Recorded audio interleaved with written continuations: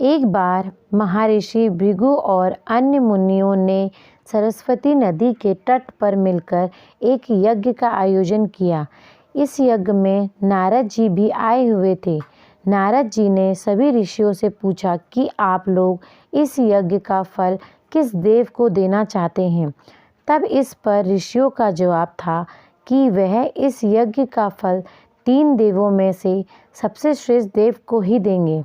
लेकिन एक बहुत बड़ी समस्या यह भी थी कि ब्रह्मा, विष्णु और महेश में से सबसे श्रेष्ठ कौन है, इनका निर्धारण कैसे किया जाए, इसका कोई निष्कर्ष ना निकलता देख ऋषि मुनियों ने त्रिदेवों की परीक्षा लेने का निश्चय किया और ब्रह्मा जी के मानस पुत्र महर्षि भृगु को इस कार्य के लिए नियुक्त किया।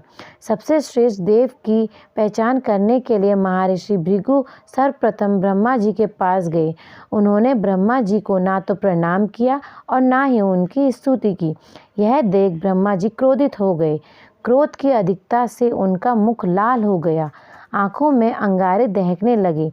लेकिन फिर यह सोचकर कि ये उनके ही पुत्र हैं, उन्होंने हृदय में उठे क्रोध के आवेग को विवेक बुद्धि से शांत कर लिया। फिर वहाँ से महर्षि भृगु कैलाश पर्वत गए।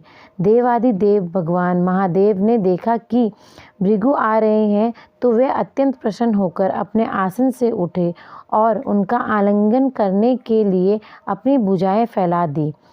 किंतु उनकी परीक्षा लेने के लिए भृगु मुनि उनका आलिंगन अस्वीकार करते हुए बोले, महादेव, आप सदा देवों और धर्म की मर्यादा का उल्लंघन करते हैं। दुष्टों और पापियों को आप जो वरदान देते हैं उनसे सृष्टि पर भयंकर संकट आ जाता है, इसलिए मैं आपका आलिंगन कदापि स्वीकार नहीं करूँगा।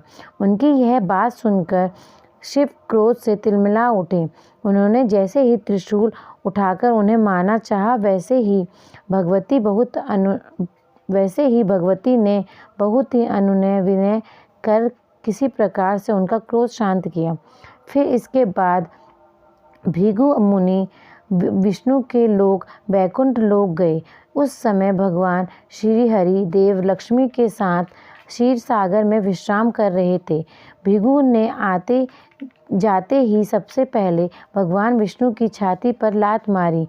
भक्त वत्सल भगवान विष्णु शीघ्र ही अपने आसन से उठ खड़े हुए और उन्होंने प्रणाम करते हुए उनके चरण सहलाते हुए बोले, भगवान, आपके पाँव में कहीं चोट तो नहीं लगी? कृपया इस आसन पर विश्राम करें। भगवान, मुझे आपके शुभ आगमन का ज्ञान न था, इसीलिए मैं आपका स्वागत न कर सका। आपके चरणों का स्पर्श तीर्थों को पवित्र करने वाला है। आपके चरणों के स्पर्श से आज मैं धन्य हो गया। भगवान विष्णु का यह प्रेम व्यवहार देखकर महर्षि भृगु की आंखों से अश्रु बहने लगे।